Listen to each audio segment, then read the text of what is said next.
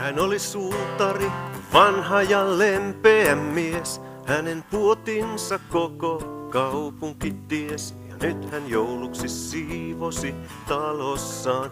Kertoi kaikille suurta uutistaan. Hän sanoi, mestari on tulossa kylään meille. Hän on ilmoittanut minulle sen varmasti. Mestari on tulossa tänään meille. Voiko jouluvieras olla enää parempi?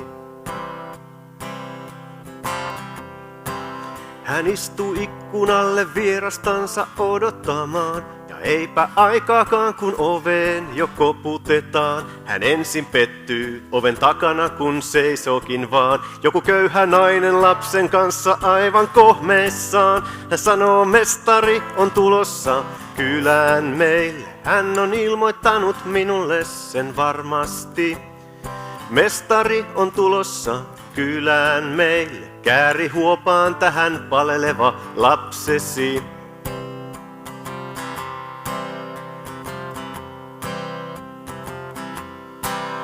Ei näy vierasta vielä, vain luminen tie. Ja sitä pitkin astuu luokseen pummi, mikä lie. Hän pyytää suutarilta korpun palaa taskuunsa. Kun on nälissään ja yksin jouluaattona. Hän sanoo, mestari on tulossa kylään meille. Istu hetkeksi ja oota häntä kanssani. Mestari on tulossa tänään meille. Ota tästä kuumaa keittoa nälkääsi.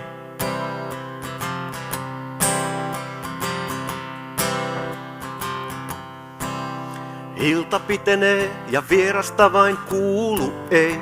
Vanha suutari jo astiat pois pöydästä vei. Ja vielä kolkuttelee oveen juoppo naapuri. Oon avaimeni hukannut, en pääse kotiini. Hän sanoo, mestari on tulossa kylään meille. Istu hetkeksi ja oota häntä kanssani. Mestari on tulossa tänään meille. Jos jäät yöksi sijaan sinulle vuoteesi.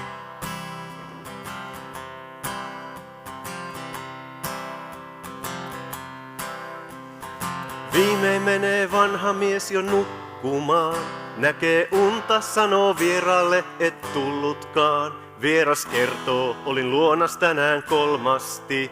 Hyvää joulua ja kiitos sydämestäni. Mestari on tulossa kylään meille. Istu hetkeksi ja oota häntä kanssani. Mestari on tulossa tänään meille. Ja sitten yhdessä kaikki. Mestari on tulossa kylään meille. Hän on ilmoittanut minulle sen varmasti. Mestari on tulossa tänään meille. Voiko jouluvieras olla enää parempi? Voiko jouluvieras olla enää parempi?